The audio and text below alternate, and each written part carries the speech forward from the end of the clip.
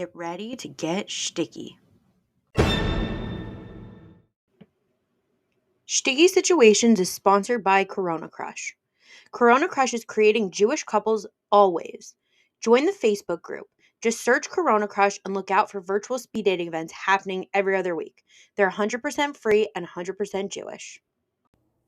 Hello, everybody, and welcome back to Sticky Situations. I'm your host, Rachel, as all of you already know because I'm unforgettable. Everyone, whatever platform you're listening on, if you haven't already, go subscribe or follow. If we are not on a platform that you would like to be listening on, you can send me a message. I'll give you the contact information in a minute, but we're pretty much available on all platforms. Go like Sticky Situations page on Facebook, follow Sticky Situations Pod on Instagram, follow Sticky Situations Pod on TikTok, and if you would like to come be a guest on my podcast, you can send me a DM, you can send me an email, I'll give you that in a second, you can send me a DM on Instagram at Sticky Situations Pod, you can send me an email at stickysituationspod@gmail.com, or you can join the Corona Crush Facebook group and look for my episode posts with the application. It's a quick, easy application, but please apply. It's a very simple process. I would love to have you on as a guest. So, yeah, just reach out. If you would like to date me or any of my single guests, there are applications for that as well. You can find them on the Instagram, or you could just send me a DM and I will send you the applications. Listen, I'm trying to be Shadchan here, and you know what? Maybe one day it'll work out, and then they can come on and tell a story on Sticky Situations. So, everybody, today I have an extra special guest. Please welcome to the podcast my friend Tani. Tani, welcome to the podcast. Hey, thanks for having me. Thanks for being here. Yeah. Okay, so Tani, before we start, can you just tell my listeners some basic info about you, what I ask all of my guests, your age, location, relationship status, and religious denomination? I am 29. I live in Manhattan. My relationship status is just getting out of something. And my religious denomination is, I don't know, Jewish. Let's just say Jewish. Jewish? Okay. Yeah. Okay, so, I guess it doesn't matter. Usually I ask the religious denomination thing so people know, what dating pool we're dealing with, but it doesn't really matter. But, yeah. So, before we even start, I'm going to start out with how I met Tani. I mean, yes, we reconnected at a Shabbat meal, but the first time I met Tani, he actually liked me on JSwipe, he matched with me on JSwipe, and then gave me unsolicited podcast advice about my old podcast. And then we were at a Shabbat meal together, and I mentioned that I had a podcast, and he's like, hey, did I give you unsolicited advice on JSwipe about your podcast a couple years ago? And I'm like, that sounds really familiar. And then after Shabbat, I went and I found the screenshots, and it was him. Yeah. So I make podcasts for work, and the adage that everyone can make a podcast is not true, but it is also true that if you have the energy and effort to actually do it well, there are very easy steps to make it better. And I believe strongly in that. As someone who, all my friends, they just, anytime someone's, maybe I'm thinking about making a podcast, they call me. I'm the podcast guy, which I guess is earned, but also can be annoying. But anyway, now I'm just in the habit of anybody I know who's making a podcast, you should really get mics, among other things. I have mics. I know this is a very fancy setup. We've talked about it. This is TV standard. Good. I literally, when Tani came over, I'm like, you're not allowed to make fun of any of my equipment or anything. So, and he's been good. He hasn't made fun of anything. I make fun of my own equipment, not other people's. Okay, good. I'm glad to hear. So, okay, Tani, should we jump right in? Let's hear some dating stories. Let's hear some dating stories. So I made notes in advance when I make my podcasts. I really like agendas. They keep me on topic, and so I made one for myself. I came with topics, stories, and then the tagline is empty, and we're going to wing it. Because even though I texted you last night, I'm like, you have your tagline ready, and you're like, oh, I said yeah. I was ready for the tagline. I did not say I had a tagline ready. Did I watch a part of a 45-minute compilation of every tagline of Real Housewives this afternoon? Part of it, yes, I did. You can wing it. I'm sure you could come up with something on the fly about yourself. Exactly. So I want to start here. Yesterday, I matched with someone on a dating app at 6:30, and by 9 o'clock, we were in a bar together. How do you feel about dates on the same day that you match? I think it depends on my mood. Am I feeling spontaneous? Okay, I'll preface with the fact that I am very busy and I am generally very tired. So, like, I need to, like, put myself in a mental place to go on a date. And also, I'm busy. Like, every night of the week, I'm, like, doing stuff. Like, I have friends, they're like, when can we hang out? I'm like, maybe in, like, 3 weeks from now. Like, Is it popular? No, it's mostly just, like, podcast recording. And I started a new job, so I go into the office now, and I wake up at the crack of 6:30 a.m., and so that means my bedtime. I need to be in my bed by, like, 10 o'clock. You and I live different lives. Yeah, so at least I'm getting used to it. My body has to, like, get used to this new schedule before I can be like, okay, we're going to take away 1 hour of sleep. So still trying to get my 8 hours in, but, like, also waking up at the crack of 6:30 a.m. So that part I'm like, If I matched with a guy in the morning and I was, like, really in the mood to be spontaneous and I didn't have any plans, and he was like, okay, let's grab drinks at 7, I'd be like, maybe. Maybe. I don't know. It depends on honestly, I think it depends on how excited I am about the guy.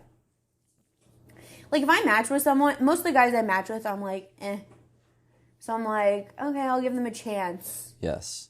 So, like, there's really not that many people that I'm that excited about where I'm like, oh, yeah, I'm going to put on a nice outfit and do my hair this same day without mentally preparing myself. Yeah, I mean, that like illustrates two, like the two attitudes you can have. Like, on the one hand, like, it's so much effort. On the other, I sometimes think that it's actually less effort to go out on the sooner side because, like, then you sooner know whether or not you're, like, actually investing any energy in this person. Yeah. Which is not why I went out yesterday. But just in general, I've thought that. Also, I think since COVID, I like to have a phone call with a guy before I meet him in person. Very from. It's not even like a from thing. It's more of like I go out with weirdos. So at least I can eliminate some of the weirdos. Because, like, usually you can tell if someone's weird on the phone. Yeah. For the most part. Like, I can tell if they're really socially off on the phone. And I'm like, no, I don't want to go out.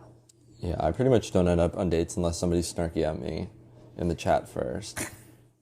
Just because, like, I need someone who, like, enjoys sarcasm. When I, like, taught my first year at a college, I taught Jewish middle schoolers. Mm-hmm. And I would say sarcastic things just to see whose parents teach them well at home. Like, when they would, like, raise their hand and, like, ask to go to the bathroom, I would wish them good luck just to see how they would react. How did they react? At first with, like, shock. Then they just learned to roll their eyes, which was the desired action. And they, you know, for the most part, got nothing out of it. And now I have a bad habit of wishing people good luck when they announce they're going to the bathroom. It's like, I feel like that's like a dad move. You know, you can make just like a weird move. You can draw a lot of parallels between parenting and teaching, I would say, especially in middle school. I can't really imagine. I mean, I don't know that's, you know that what? well, but I can't imagine you as a teacher. I was an amazing teacher. Wait, this is not my dating story, but this is absolutely a dating story. Okay. That year, 2 of my students were dating in the same class, and she was sitting next to the boy's best friend, like, because I just needed them two apart and them two apart, but them two is fine. Everybody can see this is a visual podcast. Everybody can see what I'm doing with my fingers. But I think it's intuitive. And the boyfriend would, like, take a stroll to the bathroom every day, and he was a good enough kid, so it didn't bother me. And one day he leaves, and his best friend raises his hand, sitting right next to the girlfriend, and says, "Mr. Levitt, did you know that Zoe and Nadav broke up?" And I was like, "No, I'm sorry to hear that." And Zoe, under her breath, just goes, "I'm not." 12-year-olds, savages. Oh my God, that is savage. Yeah, I was very proud. Those were good kids. That girl's gonna go far in life. There is no question. Yeah. That is, like, bare minimum of future she'll president. Oh, for sure. I'm sure maybe one day she'll come on the podcast, tell all the stories about all the men she made cry. We love that. We love making boys cry, everybody. So I've got it on a t-shirt. You can see. I do too. My friend gave me that for my birthday. It's a t-shirt that says, "I heart making boys cry." Mm-hmm. Which is a great shirt to wear on a date. Should I? Should I wear it on my next date? I dare you. I dare you to choose someone to match with and go out with on that same day and wear the shirt. Okay, so That is like so much for that person to process. God bless them. I'm not sure when this episode is going to air, so it might be after the challenge is over. But I've talked about doing a Sticky Situations dating challenge. So Tani just gave me a challenge. Ask a guy out on the same day that I match with him and then wear my shirt. Yeah. But here's the question. I recorded with someone recently who says that he needs a girl to wear heels and makeup. That's too much. So should I wear heels and makeup and the shirt? I mean, it would probably be hot, but that's a lot to ask. Yeah, it was a whole thing. All of you can listen to that episode. It will be released before this episode, but yeah. Wow. Yeah. At least they know what they want, I suppose. Yeah. It's interesting. But okay. Not my cuppa. Yeah. Okay, maybe we'll get into that towards the end because we always love having male guests and asking them their perspectives, especially after having, I mean, this will come out like a couple weeks after, but like after having such a strong opinion about these things with that person that we recorded with. But anyway, we're getting off the topic. God, you're really teasing that episode. These listeners are going to be like, it's going to come out before this. They're crazy. I just recorded it yesterday. That's busy, like you said. Mm-hmm. I want this to stop. Yeah, my work schedule gets busy in a couple weeks, so I'm like, let's get as much recording in as possible. Yeah, it's that time of year. Yeah. So I broke up with a girl over Snapchat once. Okay. How long were you dating? 2 dates. Oh, okay, it's fine. No, it's completely unacceptable. I had asked like 3 times for her phone number, but she insisted to communicate over Snap, That's a red flag. Yeah, I was trying to... Yes, I agree. This was when I was living in Nashville at the time, and dating was weird there. And my friend Mira still has the screenshot of the message I sent her, and just brings it up, I'd say, every other time I see her. But did she get a notification that you took a screenshot? Well, Because it's Snapchat. No, so like I drew like I took a picture of my finger so it was like dark, and then I like typed it out over it, and then screenshot it before I sent it. Oh, okay. It wasn't like a message. Oh, okay. Yeah, it was bizarre. And also when I lived in Nashville, I only ended up on dates with girls named Abby. It was really weird. That is strange. What's weirdest is that when I moved back to New York, then I only ended up on dates with Swifties for like 2 months. Well, Swifties are the best, so that's okay. No. What do you have against Swifties? It's a bit much. I just have to speaking as someone who had Taylor Swift, top 2 artists of the year, like at least 5 songs on my 100 songs according to Spotify. Like I'm not some sort of Taylor hater, but it's a lot to be on a date with a Swiftie. It's funny because the Shabbat meal that I reconnected with Tani at, it was full of Swifties and we were singing Taylor Swift. I remember. Yeah. Yeah, because that was right after like tickets had gone on sale and I, amongst some other members of the table, had acquired Taylor Swift tickets. Yeah. But yeah, okay, so wait, what's so bad about dating a Swiftie? I mean, like, even if you like Taylor, you do it wrong, you know? And it comes up a lot. And like if you don't like Folklore and Evermore, your relationship status is constantly in question, and I think those are very bad albums. I don't like those albums either. I'm more old school Taylor Swift.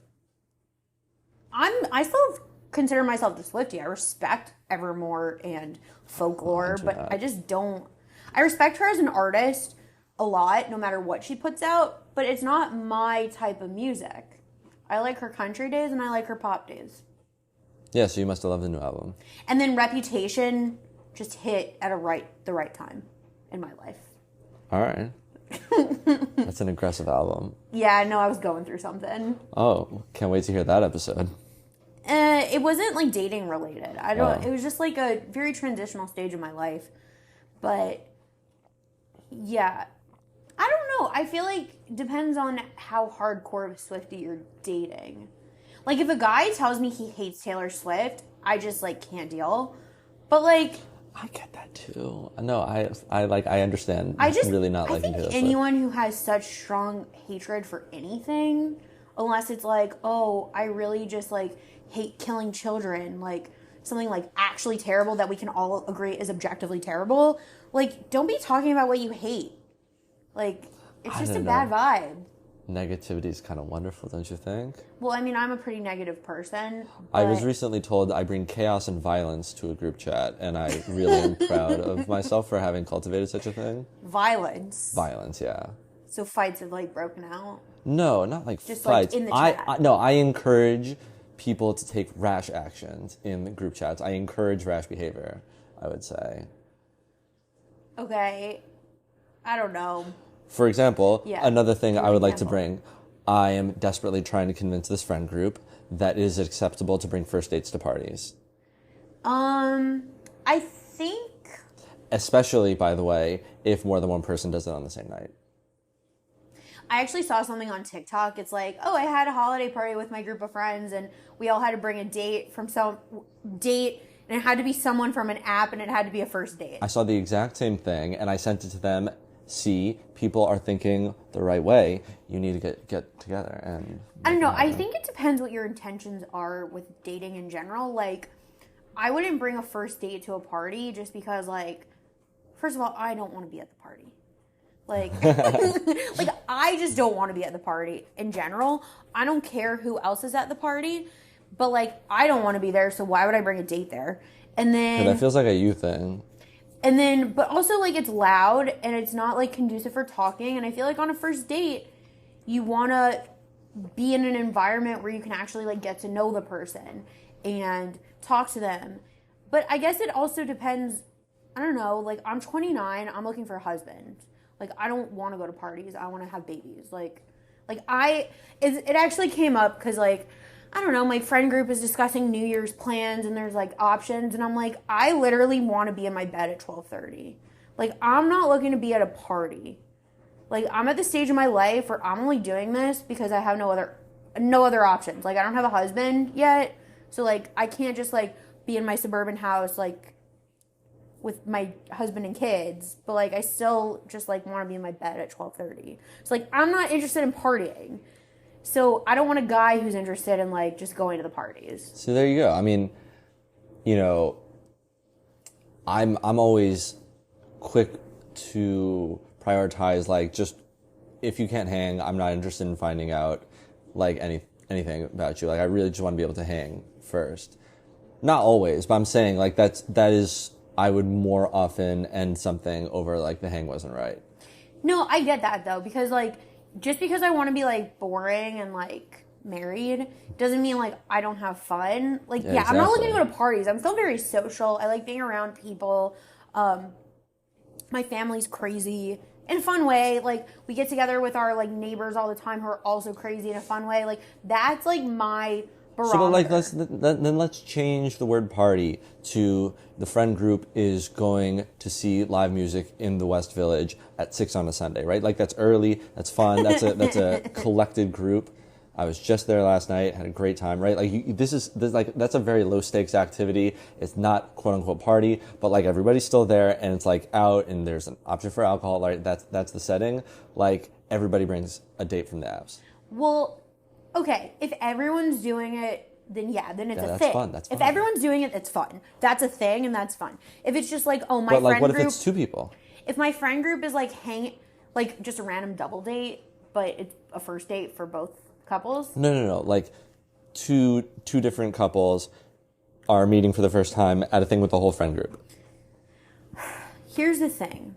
I date weirdos, and I want to make sure I'm not going to be embarrassed by the guy before he meets my friends. You can't be taking responsibility for first dates. First dates are wild cards that you have to assume are broken until you know otherwise.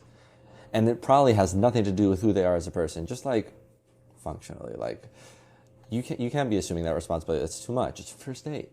Yeah, but then how do I ditch them? Like, if I go... Yeah.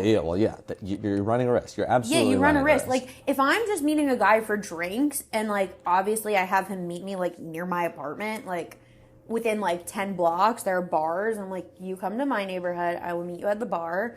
Like, if I really need to, I can be home. Like, I could just, like, get up and go home if I'm really not having a good time. That's safe from your perspective. Yeah, I like playing it safe. Yeah, I definitely don't. That somehow that is going to be in my tagline. That Not I'm like, playing it safe. yeah. It's probably something like, like generally speaking, I think dating is for fun, and like I'm very purposeful in my dating, but also I think dating is supposed to be for fun, and like generally speaking, I want my dates to look like an episode of Broad City. In theory, yes, but also, like, I don't have fun while I'm dating. It's so tough. I mean, Dating but like isn't fun for me. no, dating isn't fun. Dating is absolutely draining. Like, what you're saying is going on dates should be fun. Yeah. It should be a fun experience. Yeah, and anytime you're the person who's scheduling a date, I got into an argument with a friend over this. I always feel that you should be going to a place that you would want to go whether or not you're on a date. That's a fair point. Because like there's like a decent chance the date's gonna be ass, but like you only live in New York City once, or in my case twice. But like you being 20s, being your early 20s or your 20s, your early 30s, right? Like that doesn't happen twice. So live it. And like there's only so many times, so many Sundays, so many Saturday nights where you can like do the things you want to do in the city. Like yeah, except like stuff. Going to those fun, cool things where it's mostly just like cool place to take pictures. Like I don't recommend that on and that's. But yeah, I see. Now like catches my. Like if there's an activity that you want to try. I mean, I don't plan dates on principle. I need a guy to plan it, or else I don't want to go on the date. Like if I have to plan it, I'm not going. That's how I feel, and then I plan it. Yeah, but you're the guy. That's sexist, isn't it? Probably. I don't know. I don't like planning I wanted to things. go to the Brooklyn Cyclones for like a year and did it on a date. Best date ever. The Brooklyn Cyclones games on Sundays are incredible. $20. I know that your chances are you're not worried about this, but $20 per ticket gets you a hat, home plate seats, a hot dog, and a drink. That's crazy.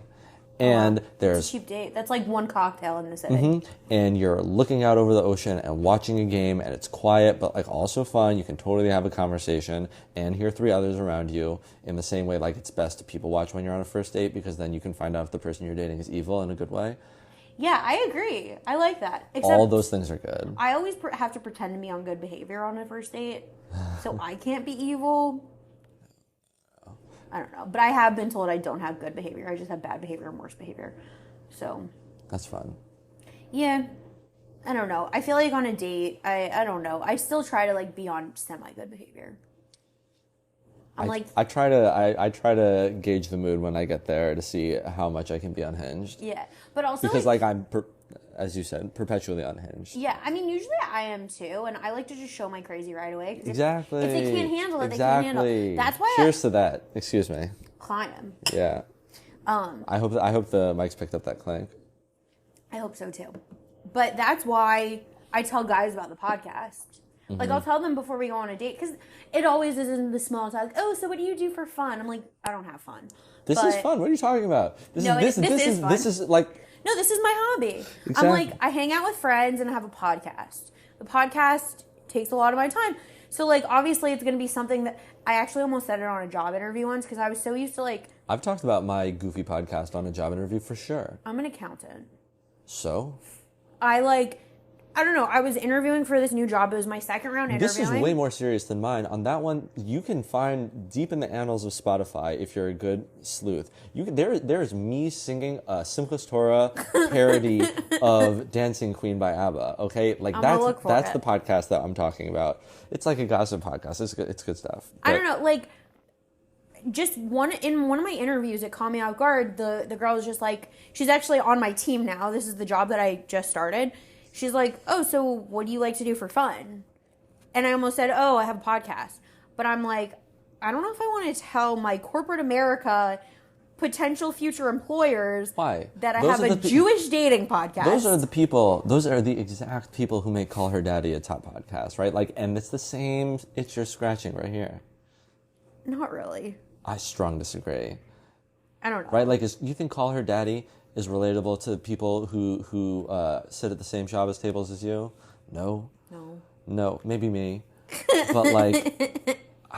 Although, no, Call Her Daddy has gotten very, it's very different. I mean, I don't listen. Before I couldn't listen to it. It was way too raunchy for me. But now she actually interviews like some really like interesting people. Like yesterday, I just watched her episode. She did an interview with John Mayer. Well, yeah, because she got out slutted by the person, right? Like, yeah, no, she ended up on with the better end of the deal.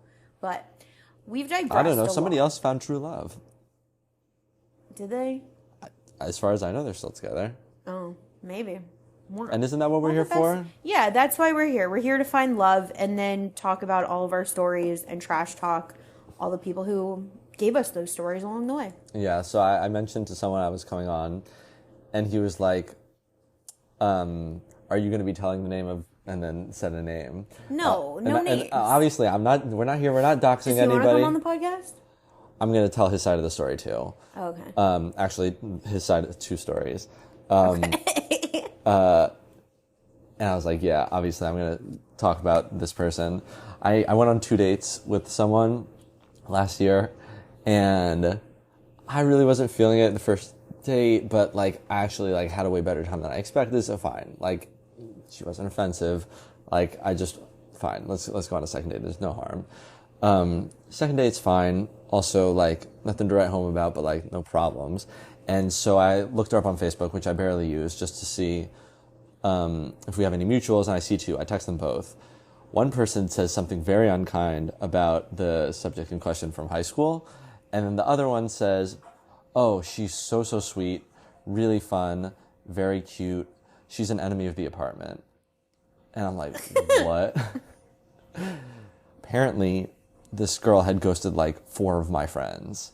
And oh, wow. And like, clearly she has great taste in men, because if I do say so myself, those were awesome dudes. And like, then she, at different stages of dating, ghosted all of them. And I think this is funny because I have problems. And so I immediately after having this conversation, after our second date, I text a follow-up. It's like 11 o'clock at night. I said, like, oh, tonight was so great to hang out. Just, we go back and forth as I'm walking back to my apartment. And then all of a sudden, she stops answering me. I don't think anything of it. I go home, and me and my roommate FaceTime the person who had made the comments about high school to share the new information about the ghosting of all the friends, because that added a whole new layer to this person's character. We finished that call. We're laughing. It's like 20 minutes. And my roommate was like, wait, what did you say her name was? And I was like, I said her name, and he was like, look at this. And shows me his phone. She stopped texting me to text him that night. How amazing. Oh my God. Wait, how did she have his number? She matched with him on an app and was like chatting him up after leaving me on red. How exciting. Oh my gosh. So then what'd you guys do? I never spoke to her again. Yeah, but you didn't mess with her? No. Like through him? Oh, we might have. I would have. Oh, we might have. But no, we like had to like spend time actively like stopping ourselves from laughing so hard. Like it was crazy. Like she's ghosted all my friends, and there she goes from me to the next one of my friends. Like crazy. That's in real time. Funny that like the whole friend group. Like I know. It's like I said, really good tasting guys. And then months later, I mention this person's name to somebody else in the friend group, and he was just like, man, she is so unserious. Does she live around here? Do I know her? I can't answer the second question. We'll talk offline. Yeah, I'm not trying to dox anybody, like I said. Yeah, no, we don't use names on the podcast. Yeah, local. That was the crazy thing. The other thing that me and that roommate had is we moved in together, and about like 3 weeks in, he had to plan a date, and he was struggling to make a date out of a run to Costco, and I helped him make a scavenger hunt. That night, he figures out that the person he has been dating for a month is someone I dated for 9 months in college. Wow. How funny. And then they dated for 6 months. Wow. While we were living together.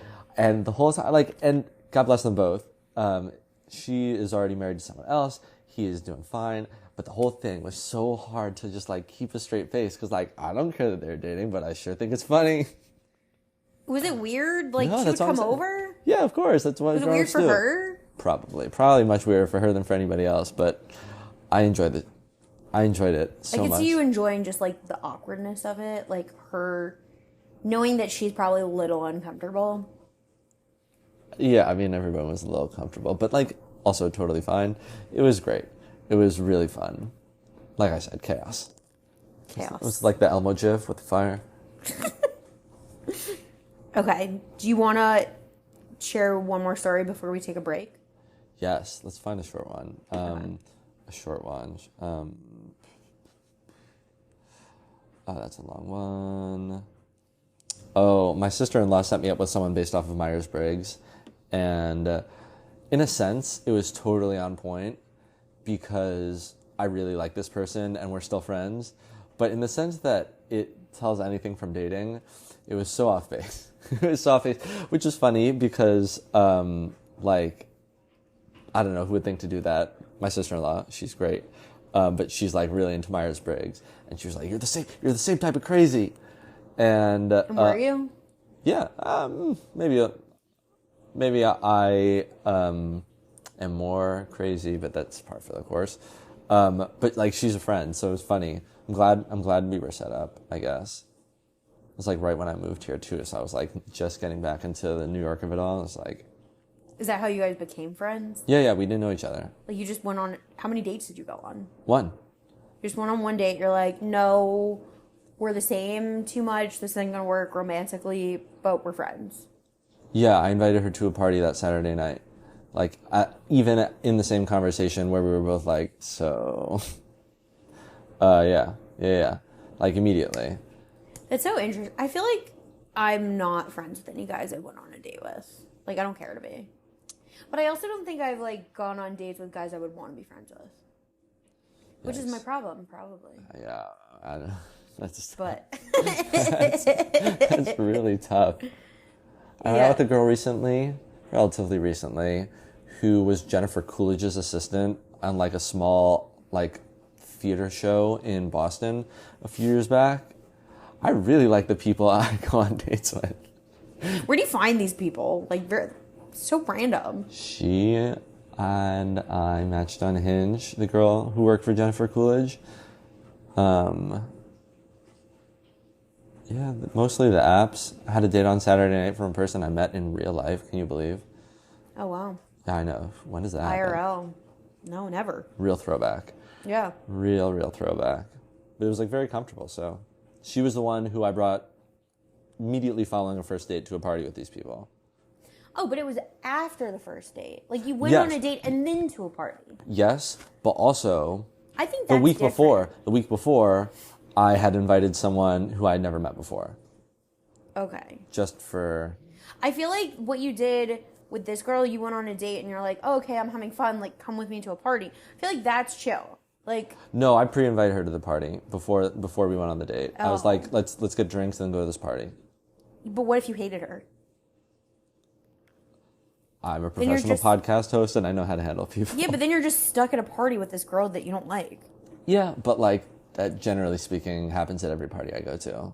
Yeah, but like, she doesn't know other people. Yeah, I understand. At least like when you're at a party stuck talking to someone you don't really like, you could always like You never done have you met Ted to like a friend when you didn't want to speak to them?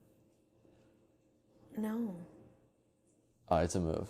I'm like a good wing woman. Also, no, but that's what I'm saying. You can use your wing woman skills for evil. Also, I'm really just good at walking away. Like if I'm... So it sounds like it's not a problem for you. If someone starts talking to me and I don't want to talk to them, I'll be like, I gotta go over there. Or I'm like, I gotta go find this one friend. Or I gotta go to the bathroom. Like, I find a way of getting out. So, I don't know. I guess it's just a skill. Yeah. But, no, I wouldn't do that to my friends. Like, stick them with some weird guy who I don't want to talk to. Sometimes it's easier to be that person and enjoy it than to be you. No, I'm the one who, like, tries to save their friends. Like, I see my friends... These things are give and take. When what the last day of middle school or of school, I taught my middle schoolers, I made a presentation about all these life skills that they needed.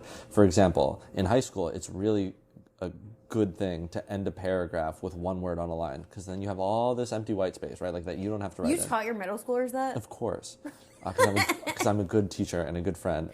This is turning them on to life hacks, right? Like that's really what it is. Well, one of the things I said to them was you need to be able to make fun of your friends, and that necessarily implies that you need to be comfortable with your friends clowning you.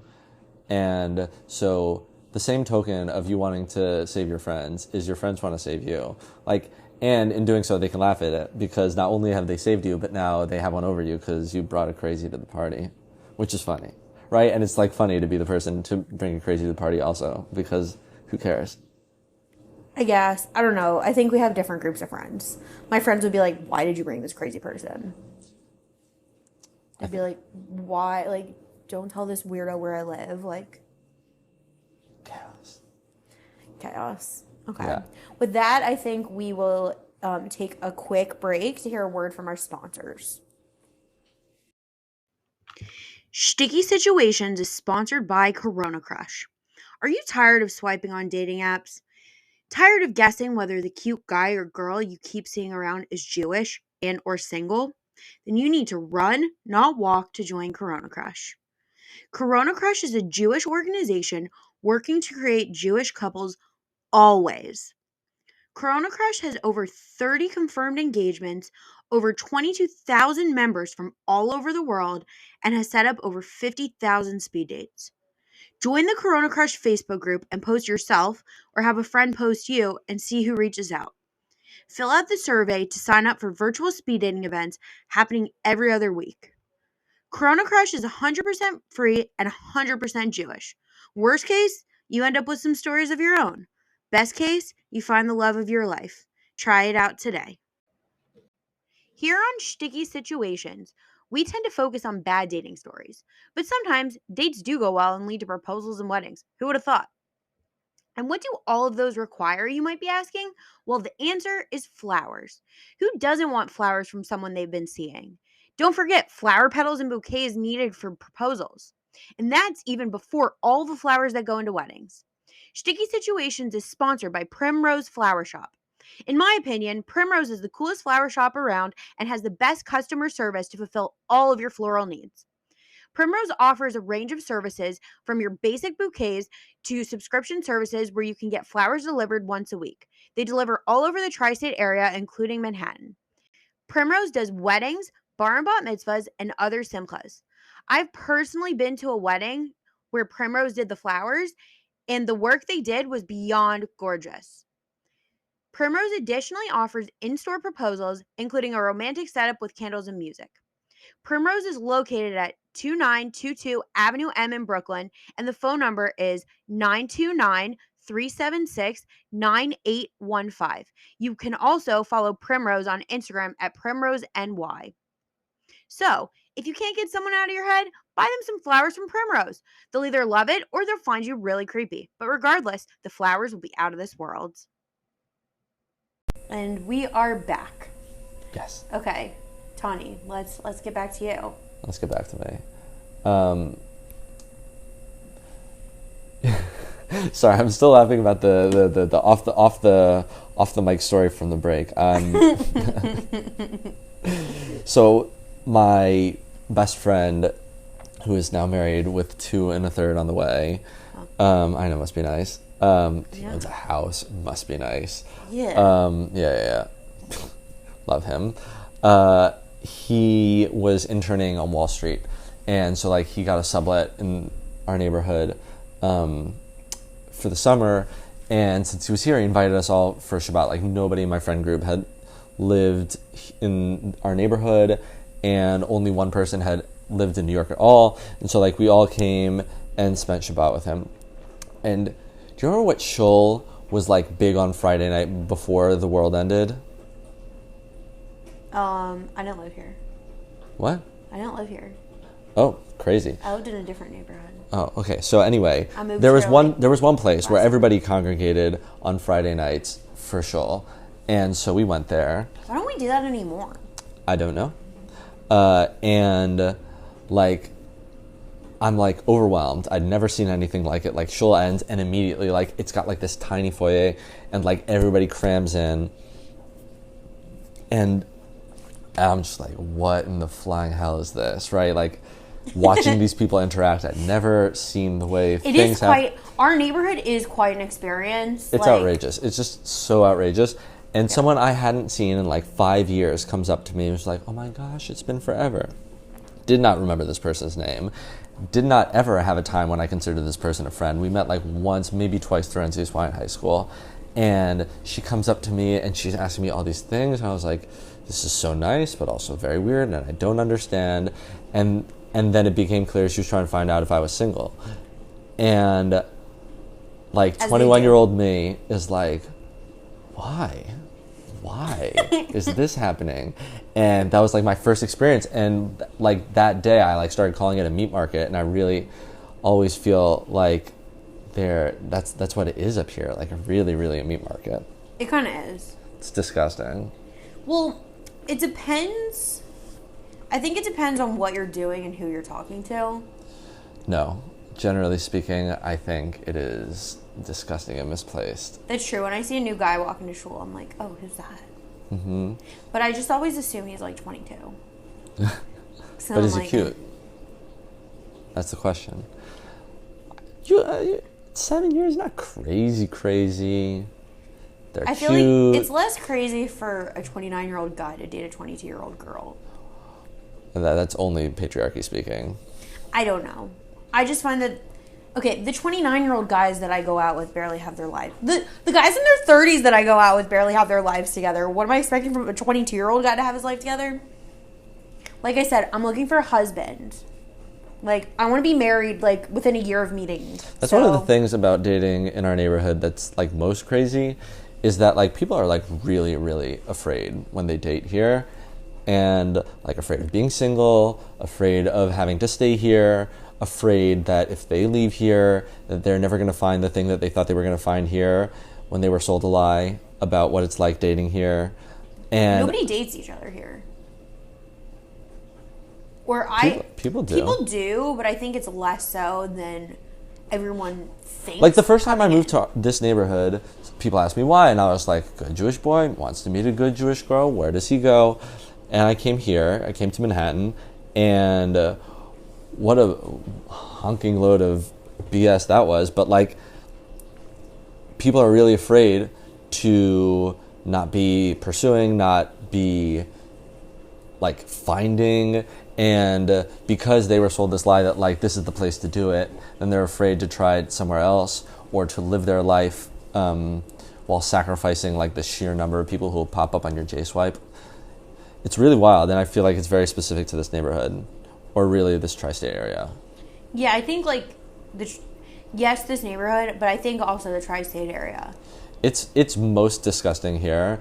Like, I've always called our neighborhood a very thirsty place. Oh, it really is. Like, thirsty specifically, with, like, all the ugly connotations. But yeah, everywhere you go, you're just on the lookout. Like, who's there, who's watching me. Like, sometimes it's just like, oh yeah, I'm going to watch people, like, do that. But, like, I'm still watching them.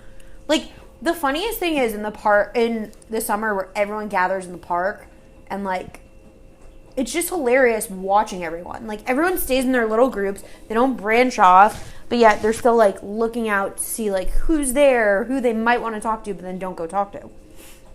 I never go. Or kiddish at shul. Yeah. I'm very happy. I've, like, completely reorganized my shul behavior. I write for a living, as well as I make podcasts. And so I read a lot of magazines, like a lot of magazines. I bring the New Yorker or the New York Times magazine to shul every week, sit in the back of the main minyan, and read. And like and I get all my... What's the point of going to shul? First off, I love the tunes. I put the magazine down when the rabbi's speaking, so I get that. Oh, that'd be the time that I look at the magazine. And then, well, I choose my magazines because they have no pictures. I choose like the ones that like could be anything. Like it totally could be Torah if it wasn't obviously the New Yorker, because you know what a New Yorker cartoon looks like. You know, like I'm not so crass as to bring it in the tote bag that everybody has, but I have it obviously. But so I get all my stuff. And going to the main minion as opposed to the young people minion, which feels like teen minion, It is teen minion. is great, much though. better. And then all of my like friends who are over being children like also dive into the main minion, and those are my kiddish people, and I don't think about anybody. It's amazing. It's freeing. Does that mean you go to like main kiddish? No, I still go upstairs just because there are a couple of my friends who are weirdos and still want to hang with the babies. I mean, they are cute 22-year-olds sometimes. Yeah. I don't know. I like to wouldn't know. I like to go to Team Minion. I mean, I roll in like at the end of davening with my coffee. Yeah, oh yeah. Gotta have the coffee for the walk. Gotta have the magazine for show. These are things. I used to be subscribed to people in Espanol. I am not anymore. Do you know Spanish? No, not a word. So why? It was a prank. Someone in college signed me up for like as many free magazines through those like weird internet things as possible. And I got all these weird things like People en Español and like Snowmobile and it's Fast Company maybe? No, Fast Company is a fancy magazine. The not fancy car magazine, bodybuilding ones, like all over. And every time I moved from dorm to apartment, they moved with me to this neighborhood. And I was in a serious relationship that I thought was going to end in a marriage, and it didn't. But I did use that as an opportunity to and I didn't know who was sending this to me. Like, this was 7 years of I didn't know who was sending it to me. Oh, you didn't know who it was? No, all my friends knew. I didn't. But they knew knew all of your addresses. Yeah, and all my entire friend group knew exactly who it was, and Did I you can ever imagine find out? Exactly. So I put it out through the grapevine that under no circumstances was this fake magazine BS coming to my married house, and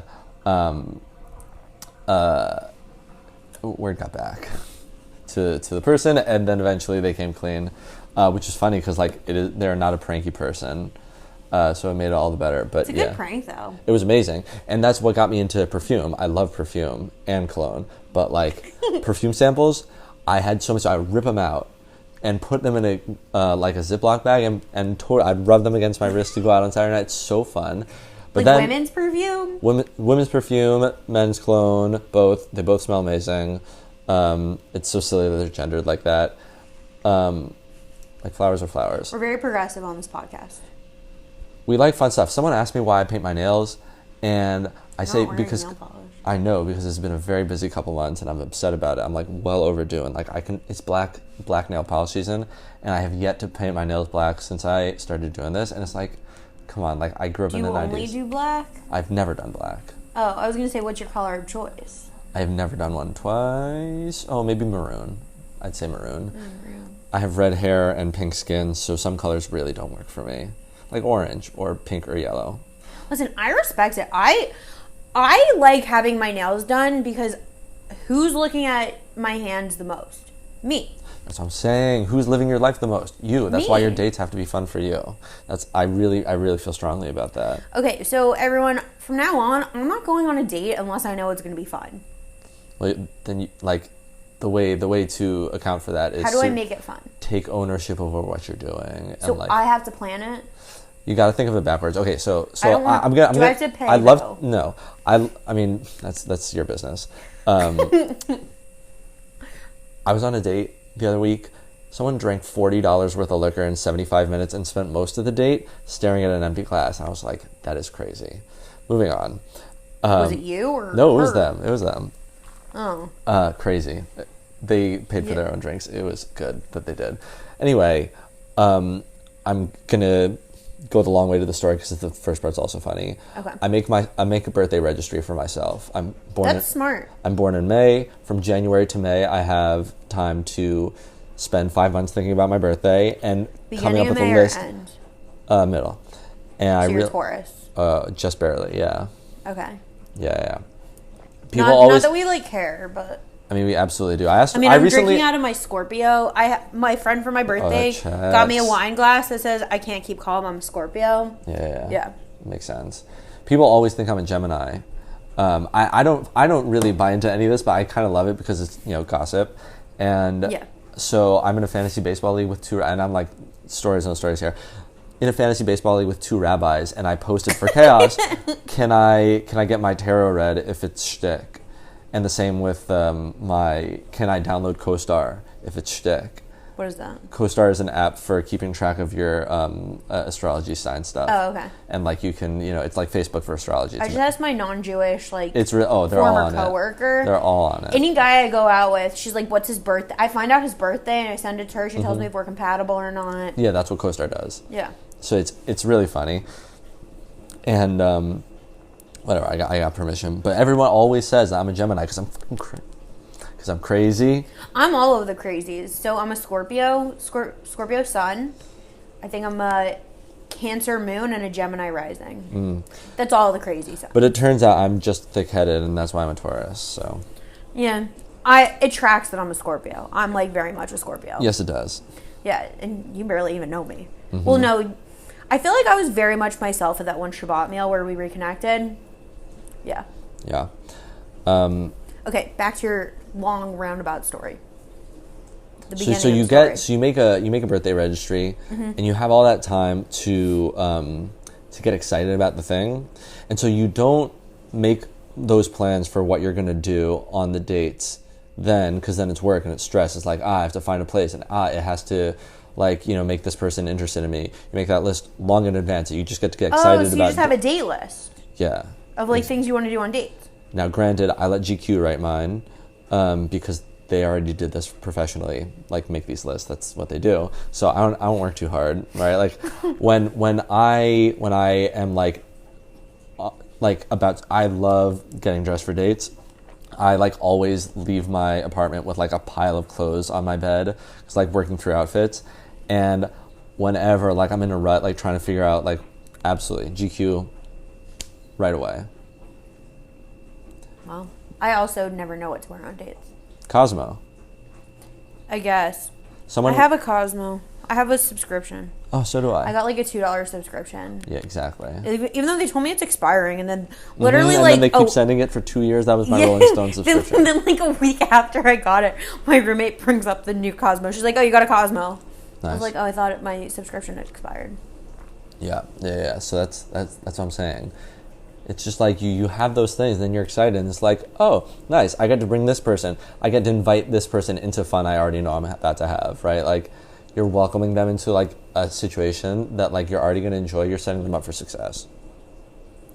I guess that's true. I think it's just more complicated because in our society, it is more accepted that the guy plans the date.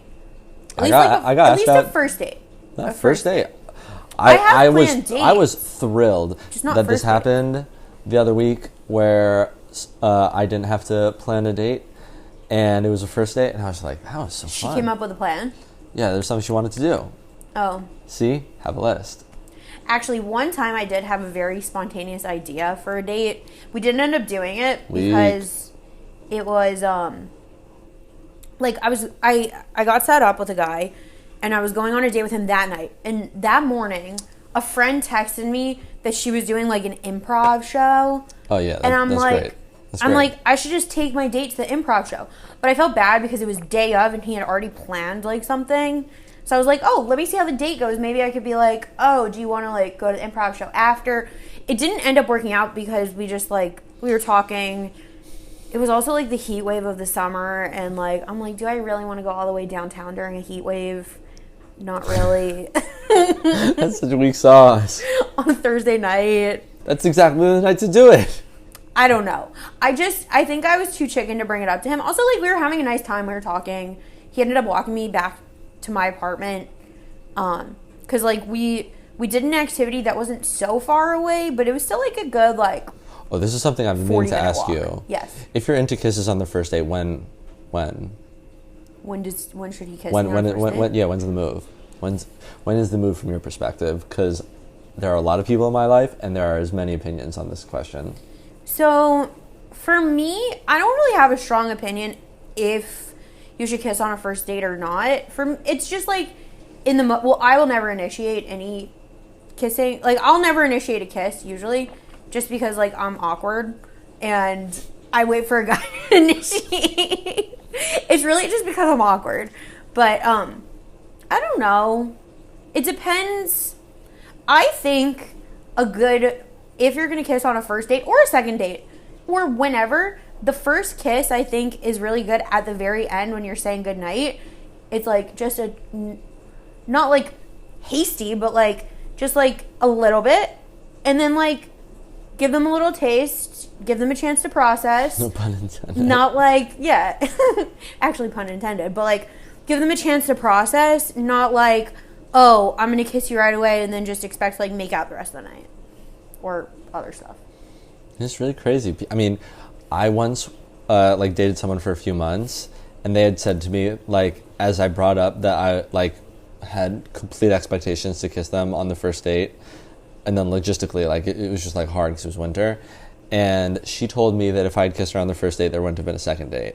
And then there are people who are like, why didn't you kiss me? And then there are people who are like, why didn't you kiss me earlier? And there are people who are like, it's you know, like, you should have waited.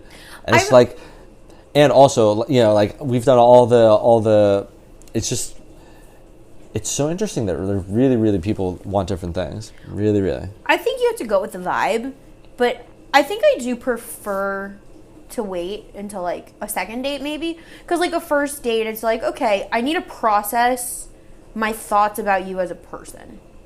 Like, did I have fun with you? Because like in the moment, like a guy kisses you or a girl kisses, like whoever's doing the kissing, it's like, okay, like, I don't know, like I went on a first date and he kissed me on the first date and I come upstairs and I'm talking to my roommate and she's like, are you okay? You're just like so quiet. Because normally like I go on a date, I come back, I process either with my roommate or like I debrief with friends but I just like, I'm like, it just like, it adds another element of processing that I just like don't, it's too much to process all at once unless you're like really, really having a great time. But if it's just like, I don't know, I'm never going to be like, oh, I'm not going on a second date because he kissed me on a first date. But I feel like I need a first date to figure out how I feel about the person. And then if he tries on a second date and I'm feeling it, then that indicates he's interested in going on another date. Mm-hmm. Yeah, I mean, it certainly does. It's interesting. I mean, it's really, whatever. I imagine you know this, like when you have like bursts when you go on a lot of dates at once, and you all of a sudden you've got like dating philosophies like up the wazoo because. Oh, I always have dating philosophies. No, but like even more so than whatever your baseline is because you've gone on like 6 dates in 2 weeks or something. Oh wow, I don't think I've ever gone on 6 dates in 2 weeks. There's someone I know who like for a while he was single was pretty much going on dates every Monday through Thursday. And that was his schedule. I don't have the energy for it. I don't know, dating, I'm kind of like, I'm not really taking a dating break because I don't want to say like I'm not dating right now. I'm not like actively pursuing dating at the moment. I'm just like, if something really great comes to me, like if someone really great just like, I don't know, if a guy likes me on an app and I'm like, oh, I'm really excited about this guy, or if like a friend suggests it, or oh my gosh, I meet someone in the wild, okay, or like a match, someone wants to set something up, fine, but I'm not like actively pursuing going on dates just because like I'm just tired. Yeah. I'm just like, I don't know, I'm tired of dating, I'm tired from my life, I'm tired from work. And I am serious about dating, and I think the more, kind of like what you're saying, if you have fun with dating, it's fun, but like, I try to take it like super, not that you don't take it seriously if you have fun, but I just think like, it's just too serious, and I agree to too many things that I don't want to actually do, and then it burns you out. So, okay. So let's hear your next story, Tani. We totally cut out in the middle, and I think that's funny. The listener's going to be like, wait, we're just going to leave that. And the answer is, couldn't tell you, so we're moving on. Yeah, I don't even remember what we were talking about. I'm sure it was very compelling, and listeners, I think honestly, if you're going to listen to 45 minutes of us, and even more episodes of her, I feel like you should know both of our philosophies, and you can answer for us, a little game for you at home. There was someone I went out with in Nashville, off and on, for like a couple of months. Mm-hmm. And she was really inaccessible over text. And it was like annoying. Like I'd text her to see if she wanted to go out, and like she'd answer me like 2 weeks later.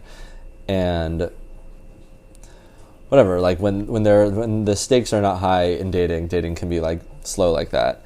And meanwhile, you have me, and if I don't hear from a guy in 48 hours, he's dead to me. Yeah. I mean, the circumstances are different. Like, you develop a rapport. This wasn't, like, the first time we met. But, like, you know, after, like, we knew each other for a bit, like, this would happen. And, I mean, it wasn't the end of things, but it was annoying. Yeah. But I just kind of, like, accepted it and, like, talked about it on my podcast, because that's what I do. Obviously, that's what I do, too. Yeah. But then one time, I lived by myself in Nashville, and I didn't know anybody under the age of 35 when I moved there. So, like, I was really on my own. And every Saturday night, I went out and made friends at the bars, which is an enormous lift. And among other things, it would require me to spend an hour before going out really getting dressed in a way that, like, made me feel good about myself, like making a purposeful dinner, eating, drinking at home, playing really loud music. Also, I could get up the energy that it takes to completely introduce yourself to strangers with no assistance and, like, make friends that, like, hopefully will last beyond the night. So one of these Saturday nights, like, I'm preparing, like, I've got, like, half of my outfit is on, like, the bottom half of my outfit is on, the top half is, like, sitting over a chair. I'm all excited. I'm, like, making dinner, eating dinner. And I take a picture because I plated it nicely, and I put it on my Instagram story. She immediately responds, the girl who, like, takes 2 weeks to respond to, immediately, what are you doing tonight? Immediately. And whatever, we met up that night. And, euphemism. And then it happened again a couple weeks later, and I was like, what? And so I would bait her. I basically stopped, like, texting her and just started, like, if I wanted to see her a week, I'd just wait until Saturday night and post food on my Instagram story. It's like a thirst trap, but, like, a hunger trap. I think at the time I literally described it to a friend as a food trap like that. And it was crazy. So, whatever, she has this weird behavior. And as it is, this is a good story. Like, if I just ended it right there. Like, we could have a conversation for the next. Did she just want you to cook for her?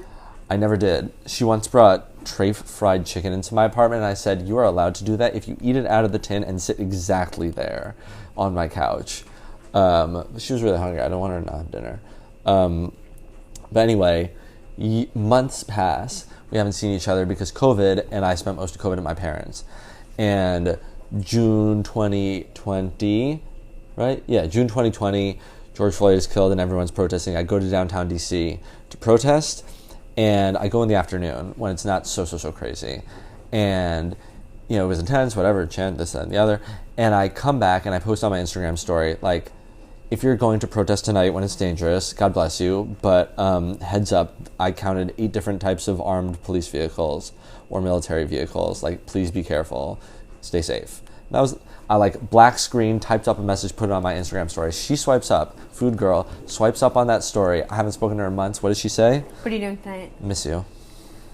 Oh, wow. I know. Can you believe? She's such a legend. I have so much respect for like, she always pulled moves like this that were just, like, so out of pocket, but I also respected it super hard because they were so out of pocket. I don't know. It pisses me off to no end when a guy is not texting me or responding to a text. Oh, but then we'll swipe up on your story. He's watching my Instagram stories or, like... Yeah, completely goofy behavior. I've called guys out on that before. That sounds like you. Like, this guy I, like, talked to over the summer. I wouldn't even call it dated. I talked to him over the summer. And, like, he was just, like, not answering my texts. I wasn't, like, sending him 100 texts, but, like, I post Instagram stories because I think I'm hilarious, as one does. So hence the podcast. So he would not answer my texts, but every single Instagram story he watched. And I'm like, I get it. It's like a very checking who watches your Instagram story is an unhealthy behavior, and I think we should acknowledge that. Oh, it is, but I do it anyways. Yeah, same. I always do it. Always. It depends how busy I am. I know who watches my Instagram stories and who doesn't. And yeah, like, do I care about 90% of the people who watch? Not really. But I am looking for the certain people who are watching or who are not watching. Like, I noticed... Now you have me checking, by the way, to see who's... A couple months ago, I noticed that my ex, who we broke up about a little over a year ago... Oh, I had that for a while. He would always watch my Instagram story. From right after we broke up, like, even after we stopped talking, because, like, you know, you talk a little bit after you break up, whatever. Even after we stopped talking... You don't go cold turkey ever? Yeah, I do. Oh, okay. Mostly. I mostly do cold turkey. Okay. That was the only one. It was just, like, I saw him a couple times after we broke up, and we talked for like a little bit. But he watched my Instagram stories for months. I noticed, I think in like October, November, that he stopped watching my stories. And I'm like, this is interesting that he just like randomly, a year after we broke up, decided to stop watching my Instagram stories. Then he slipped up the other night and he watched my Instagram story. And I'm like, and I best believe I text my friends, I'm like, guess who watched my Instagram story? So I noticed I noticed that he stopped watching. That's how I know when people unfollow me. So I used to have like there are random guys also who like I talk to from dating apps who followed me on Instagram who have since unfollowed me, who I probably never followed in the first place, or the second they're dead to me, I unfollow them. So like there are guys who have unfollowed me who still watch my Instagram story. That's weird. That's weird. It's like, okay. Why are you public? What? Why are you public? I don't know. Like, I would like to have a blue check mark. That's why I'm public. I'm public because maybe one day I'll be an influencer. Yeah, I get that. I have a podcast. I think I'm like inching towards 20 and I'm still not an influencer.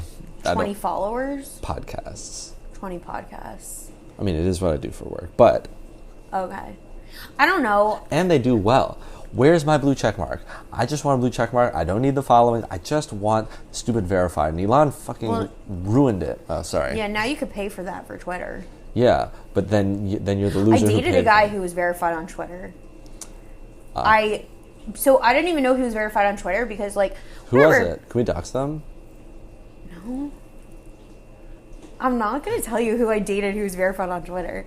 Well, that's a fun game. A friend of mine dated someone who like sits on the news desk for MSNBC, and we gave her shit for weeks.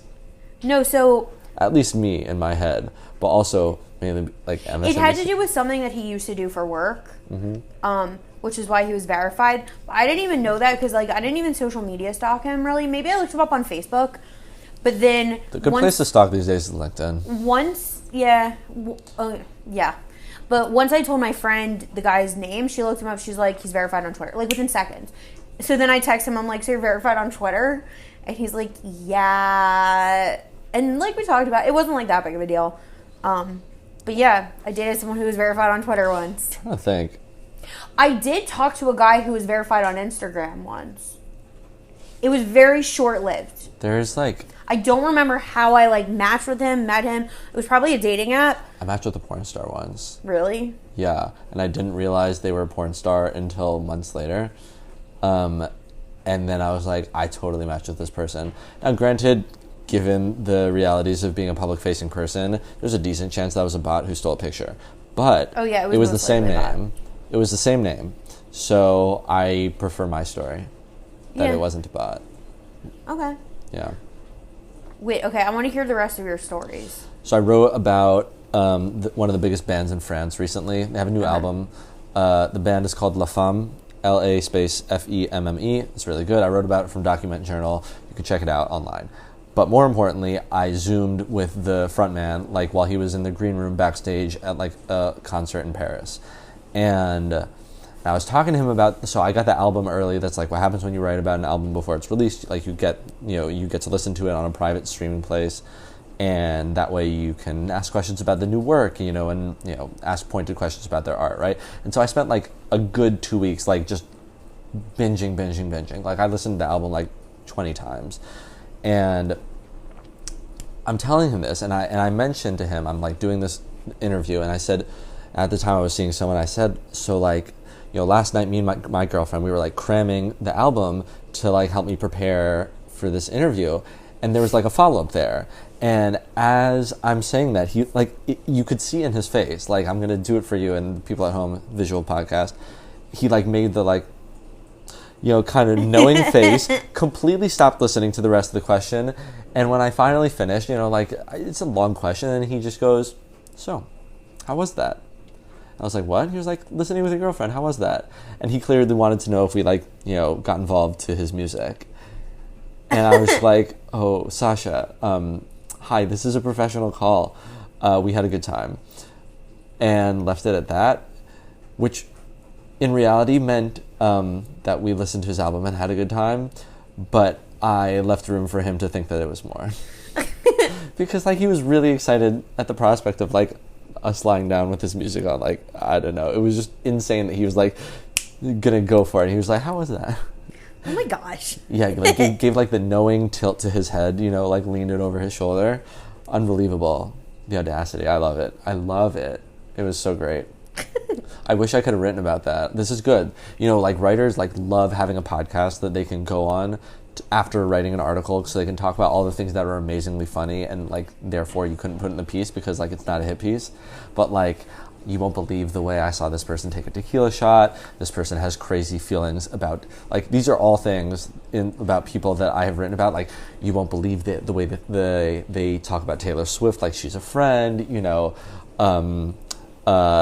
He called himself a bad husband, like, all those kinds of things that you get to talk about on the podcast after, because it's not nearly as formal, and it's like, oh, yeah, I love that. So this was my opportunity behind the scenes, I guess. Yeah. I just like trashing men on my podcast. That's right. There's so many. I mean, there's so many people, so many people to trash. Yeah. It's really, the biggest burden is having so many people that you need to make fun of and not enough time. Yeah.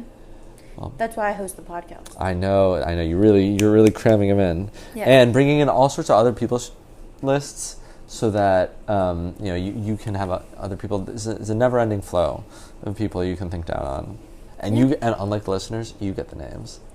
Yeah. Oh yeah. The listeners don't know the names, but you do. That's I fun. do. That's the best part. Sitting on a podcast and referencing the things that you talked about when the mic wasn't on.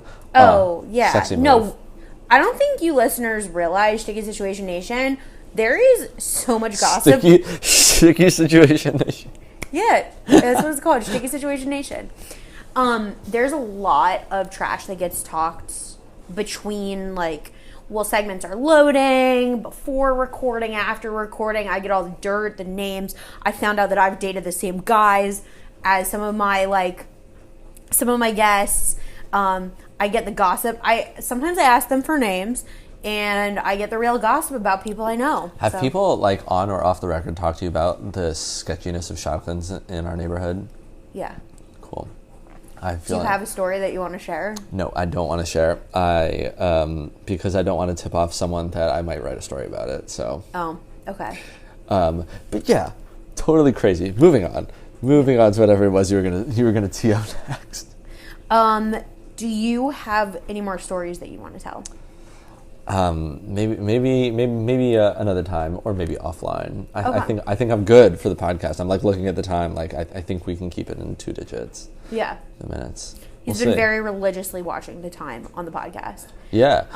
You can see on the back end of podcast analytics sites, like, you can see the graph of, like, percentage of listeners by minute, and like, when you hit 60, it just goes bloop, all the way down. Like, people don't get past 60 minutes. Yeah, and what I don't want is to be the person who dragged you past that point. I listen at 3.5 speed. 3.5 speed. When I listen to podcasts. Yeah. Wow, you're like a regular Sam Hinkie. My God. Yeah, I listen to a lot of podcasts. So you should follow Sadie Mae. Sadie Mae. Yeah, she's like the podcast queen. She's like. Does she have a podcast? No, she just is, like, a lover and a promoter of podcasts. On Instagram? Yeah, TikTok? It's like Podcast Sadie Mae, I think. Okay, I'll look her up. MAE. Yeah, she's great. I met her at a few conferences. Like, she's really, really sweet, and also, like, just promotes, and, like, just like you. Like, sometimes she would, like, post her podcast queue, and it would be super long. Interesting. Yeah. I'll look her up. Yeah. Okay, but wait. So just so we don't hit, we stay in the 2 digits. Now that you've told us all your stories, can you give my listeners one piece of dating advice? One piece of dating advice. It's going to be the same as my tagline. That's fine. Yeah, dating is for you. Have fun. Okay, and that's your tagline? Yeah. Nothing about being unhinged? Oh, I mean, like, you know, it's no, I'd say, like, that's less a philosophy and more just like a thing about me. Yeah, that's what a tagline is. Some of them were just like, I leave my kids and my ex-husband behind when I'm dating, and that's the tagline. These 2009 era taglines are crazy. You should really watch the video. It's nutty. So what I would watch the show. Well, yeah, but I'm saying, like, clearly you need to do chazara because Yeah, I mean, I also leave my children and exes behind when I'm dating. Yeah. No children, plenty of exes. But no, I think my advice and my tagline are one and the same. Dating is for you, have fun. Mainly to justify the way I date, but also because I think it's fun. Okay. Yeah. I like it. Everyone have fun while you date, and maybe it won't be as bad. Yeah, horrifying. Yeah. Well, Tani, this has been a pleasure. Thank you for coming on the podcast. Yes, thanks for having. Always good to be behind this mic and not the hosting one. And Sticky Situation Nation, you'll catch me next time. So, bye everybody.